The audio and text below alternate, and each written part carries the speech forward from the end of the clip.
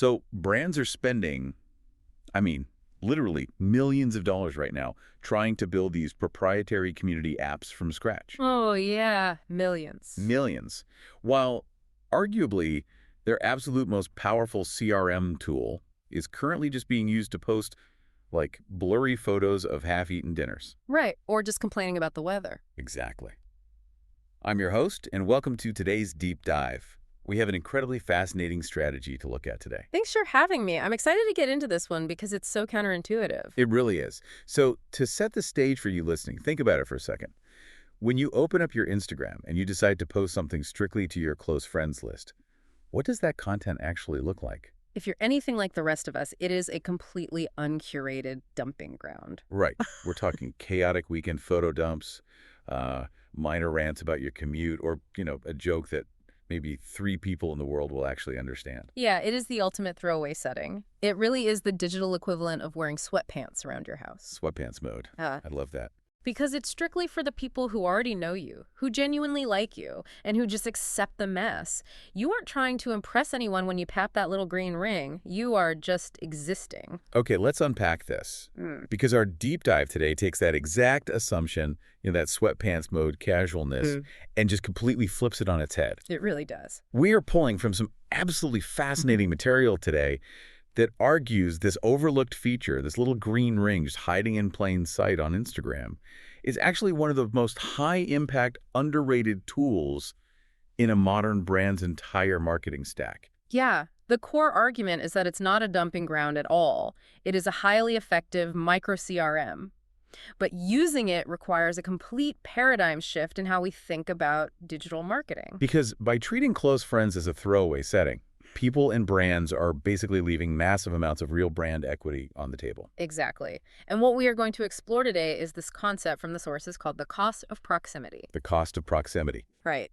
The overarching philosophy here is that the cost of grabbing a consumer's attention in a crowded feed, well, that's constantly going up. But the cost of building proximity, actually treating your most important people like genuine insiders, that is still wildly underpriced. And so that is the mission for our deep dive today. Whether you are building a brand yourself, maybe you work in marketing, or you are just fascinated by digital psychology, we are going to explore how turning off that broadcast mode and stepping into these semi-private social spaces can completely transform a relationship. It's really the difference between standing on a stage in a crowded stadium with a megaphone versus inviting, say, 15 power players into a soundproof room for a private dinner. 100%. The megaphone gets you reach, sure, but the private dinner party, that gets you unfiltered truth. It gets you absolute loyalty. And that is a crucial distinction because before we can even talk about the tactical execution of using the green ring, we have to look at why that megaphone approach is fundamentally failing to connect right now. Right, because traditional brand building is struggling. It really is. There is a massive blind spot in the traditional marketer's playbook. Brand builders are spending entire quarters just obsessing over metrics that simply do not move the needle the way they used to. Oh, I see this constantly. Marketing teams are spending endless hours agonizing over, A/B testing email subject lines. Trying to eke out a 0.1% lift. Exactly. In an open rate that is already dismal, they're sitting in these endless strategy meetings debating whether or not they really need to be on TikTok, which, by the way, yes, you absolutely do need to be on TikTok. You definitely do. And they're also just deep in the weeds analyzing community platform data. They're looking at tools like TYB, Try Your Best, to track loyalty points and reward programs. And to be fair, those tools definitely have a place. They do. They absolutely have a place. But while these teams are so distracted by all of these traditional, heavily manicured broadcast metrics, they are completely overlooking the most direct, frictionless connection they have. Right, to the exact people who can actually alter the trajectory of their business. Precisely. We are talking about creators, editors, brand partners, early investors, and, of course, their most fiercely engaged community members. And the irony is, where are all those needle-moving people anyway? They aren't eagerly refreshing their inbox waiting for your corporate email newsletter. No, they're already just idly sitting on Instagram. Right. They're right there. They're scrolling while they wait for their morning coffee. But instead of communicating with them, brands are stuck in what the source calls broadcast mode. Yeah, and the distinction between a brand talking at you versus a brand communicating with you is the core of this entire strategy. Right. Because most marketers are fundamentally trained to build brands in that broadcast mode. They use their official channels, their grid posts, their standard daily stories to just blast these highly polished, legally approved messages out into the void. Hoping someone catches it. Exactly. It's a one-way street. It's basically corporate theater. Let me push back on this for a second, though, because if we are talking about modern brand building, I mean, the biggest trend right now is the concept of building in public. Sure. Yeah. We hear it constantly from founders and startups on X and LinkedIn. Isn't that supposed to be the ultimate transparency tool? Like, doesn't building in public solve this broadcast problem by showing the messy behind the scenes? It's a really valid point, and building in public definitely has its place for generating top-of-funnel awareness. Okay. But building in public is still ultimately a broadcast. It is a performance of transparency. The performance. Yeah, because you are still standing in a massive, fully public plaza where absolutely everyone is watching, which means human nature being what it is, you are naturally going to filter yourself. Right. You're not going to show the real mess. Exactly. The real power doesn't lie in the totally public sphere. The real power is in activating semi-private spaces. Why is that, though? What makes the semi-private space so much more powerful than the fully public one if the goal is, authenticity? Well, if we connect this to the bigger picture of today's attention economy, consumers simply do not need more content from you. They really don't. Their feeds are infinitely scrolling, completely saturated with high-quality content. What they actually crave is closer proximity to the people building the brand. They want that parasocial relationship. Yes, exactly. They're craving a parasocial relationship. And you cannot build a genuine sense of intimate proximity in a room where a million people are shouting. You need a quieter room. You need a boundary. You need the soundproof room for the dinner party. Precisely. Okay, so consumers want proximity. They want to feel like they are in the inner circle. But why use Instagram's close friends specifically? Good question. Like, if I'm a brand, why wouldn't I just move my VIPs to an entirely different platform that's actually designed for community building? A private forum, a Discord server, or, I don't know, a dedicated app that I completely own and control. Friction. It all comes down to the path of least resistance. And this is really the first real superpower of the close friends feature. The lift to get your audience to engage is lower than low. Because everyone is already there anyway. Exactly. The entire industry is already hanging out on Instagram all day. If you try to force your most valuable time-starved contacts, say, a senior beauty editor at Vogue or a high-profile creator, Right. if you ask them to download a new app, create a new login, and remember to check a separate platform just for your brand, you will lose them instantly. Yeah, nobody is doing that. Friction is the enemy of engagement. But with the Close Friends feature, it is baked directly into the platform they are already idly scrolling through. You are catching them exactly where their attention already naturally is. So the infrastructure is already there, it's completely free, and it's hiding in plain sight. But here is where it gets really interesting. Oh, the psychology. Yes. It's not just about the convenience of the platform. It's about the cognitive psychology of the interface itself. It is about what happens in the human brain when it sees that little green ring. The visual cue is everything. The human brain is essentially this massive pattern recognition machine. Think about your own behavior when you are tapping through Instagram stories. Just tapping away. Right. You see the standard pink and orange rings over and over, pink ring, pink ring, pink ring. It induces this state of passive hypnosis. You are zombie scrolling. Just completely zoned out. Exactly. But then, suddenly, a bright green ring pops up. It's a total jolt. It completely interrupts the visual pattern. When you see that green ring, it is literally telling your brain, you are in. You have been specifically selected. Yes, it acts as a profound social signaler. It triggers our deep-seated tribal psychology regarding in-groups versus out-groups. Oh, wow. Because the perception is that they have been invited into an intentionally curated exclusive community, it triggers a massive behavioral shift. People do not passively consume a green ring story the way they do a normal story. They actually slow down. First, yeah, they open them differently. They actually stop their rapid-fire tapping and they watch more closely. They pay attention because they feel like they are seeing something illicit, something not meant for the general public. Yeah. It spikes their dopamine before the video even starts playing. Exactly. And furthermore, because of that psychological investment, they reply faster. Right. And they forward those stories more often. They engage with the content because the medium itself has validated their importance to the brand. That is so true. And this raises a really important distinction about how we actually define an audience in the digital age. A standard Instagram following of 100,000 people, that is an audience. Okay. But a curated close friends list of 50 people, that doesn't behave like an audience at all. It behaves like a group chat with leverage. A group chat with leverage. I love that phrasing so much. It captures exactly how dynamic and reactive that space becomes. It's powerful. It's not a billboard, right? It's a living, breathing conversation with the exact people who actually dictate the trends in your industry. So knowing that this green ring creates this incredibly high leverage group chat, how does a brand practically execute this? Right. The execution is key. Because it sounds amazing in theory, but I can easily see this turning back into a chaotic feed of blurry dinners if it isn't managed correctly. Oh, absolutely. But there is a very clear, actionable blueprint for this in the source material.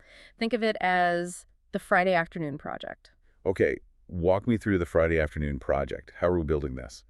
The recommendation is to literally block out a few hours on a Friday afternoon, grab a coffee, and sit down to manually handpick your list.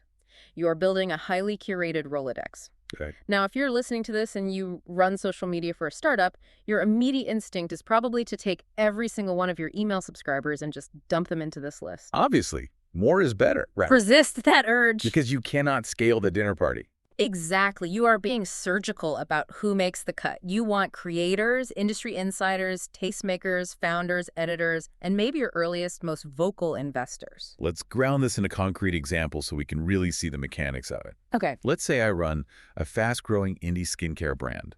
We make niche sunscreens. Who am I putting on this list, and what exactly does this value exchange look like? Because obviously this isn't just charity. I need to give them something, and I need something in return. That's a perfect example. So for your indie sunscreen brand, your Friday afternoon project results in a close friends list of maybe 60 people total. Keep it tight. Very tight. It includes, say, the beauty editor at Allure, a dozen micro-influencers who constantly rave about SPF online, a few of your seed investors, and your top 20 repeat customers. Got it. That is your brain trust. Now, what do you give them? You lift the curtain. You give them access and insight that absolutely no one else can see. So instead of posting those highly polished marketing graphics, what am I actually posting to the green ring? You are posting the messy middle. You give them first dibs at opportunities and genuine co-creation. What does that look like? Well, imagine you are developing a new tinted sunscreen. Instead of spending 6 months and $50,000 on a traditional market research agency, you take a quick, unedited video of 2 different prototype packaging colors on your desk. Okay. Say a matte yellow bottle and a glossy orange bottle. You post it to your close friends with a really simple poll. We are torn. Which one feels more summer? That is brilliant, because you aren't just doing rapid free market research. You are manufacturing emotional investment. We really are. Because when that beauty editor at Allure votes for the matte yellow, and then 3 months later, that exact matte yellow bottle lands on her desk for review, she remembers picking it. Exactly. She feels a real sense of ownership over the product. She isn't just a journalist receiving a random PR package anymore. She feels like an advisor. You've completely nailed the psychology of it. That vulnerability is precisely what builds the parasocial relationship we keep coming back to. And the brand gets invaluable returns from this. Such as? You get a clean, highly contained space to test out ideas before they go public. You can test product names, you can pre-seed new products to guarantee early momentum, and you can source high-quality user-generated content directly from the people who already love your brand. Well, wait, how do you handle the risk here? Because there's a deep irony when you look at how the corporate world usually operates. Oh, for sure. Community is everyone's absolute favorite buzzword. Every brand wants a community. Every marketing deck in the world talks about building community. Right. But community is everyone's favorite word right up until it's time to actually ask people what they think and risk them telling you your idea is terrible. Asking for real feedback is terrifying for a brand that is used to the safety of broadcast mode. It is. It means relinquishing control. If you ask 1 million people for their opinion in a public Instagram comment section, you are going to get chaos, you're going to get trolls, and potential PR nightmares. But this green ring strategy solves that fear entirely. It provides a moat. Yes. If you're going to ask for feedback, you don't want it from a random internet troll. You want it from the tastemakers and the superfans. Exactly. The close friends feature gives you a safe, contained environment to actually be vulnerable and ask for that feedback without risking public backlash. It completely de-risks the concepts of building in public. It does, because you are building in semi-private. You get all the benefits of community collaboration, the loyalty, the insights, the early hype, without the exposure of a public plaza. I just love the idea that you are taking a tool originally designed to hide your messy weekend from your boss, Right. and you're using it to bring your industry's most important players right into your boardroom. Yeah. It completely reframes the utility of the platform. It really does. And if we pull back and look at the broader economic landscape of the internet right now, this brings us to the ultimate conclusion of why this strategy matters so much today. The macro view. Yes. The cost of attention is constantly going up. That is a fundamental reality of digital marketing that is not going to change. No, it's only getting worse. Paying for eyeballs, fighting the algorithm, optimizing those email subject lines to squeeze out another click, it is becoming exponentially more expensive and less effective every single day. The era of cheap digital reach is pretty much over. It is entirely over. But while the cost of attention is skyrocketing, the cost of proximity is still wildly underpriced. The cost of proximity. I want to linger on that because that is the defining insight of this entire deep dive. Knowing exactly who your most important community members are, isolating them from the noise, and treating them like genuine insiders. It's profound. Taking the time on a Friday afternoon to manually build that Rolodex, activating that green ring, asking them for their honest opinion on a messy prototype, it costs absolutely nothing but intention, yet the return on investment is staggering. And we need to be very clear on this final point. Okay. Using the close friends feature this way is not a cheap growth hack. It is not a gimmick that will stop working when the algorithm changes. Because it relies on human psychology, not code. Yeah. It's actually incredibly simple. It's almost boring. It is a simple, almost boring way to build the genuine back channel that most brands spend huge amounts of money trying and usually failing to fake. Right. It is raw, it is unpolished, and it is highly effective. If you treat that green ring like the tiny, high-intent CRM that it truly is, it has the potential to quietly become the single most effective brand marketing channel in your entire arsenal. So what does this all mean for you as you navigate the digital world today? Mm. Whether you are running a brand or you are just a consumer trying to make sense of your feed, I want you to think about your own daily digital habits. It's a great exercise. When you are idly scrolling in that state of passive hypnosis, whose green rings do you immediately click on without hesitation? And more importantly, what does that automatic instinctual reflex tell you about who has truly earned your trust, your loyalty, and your undivided attention in a crowded digital world?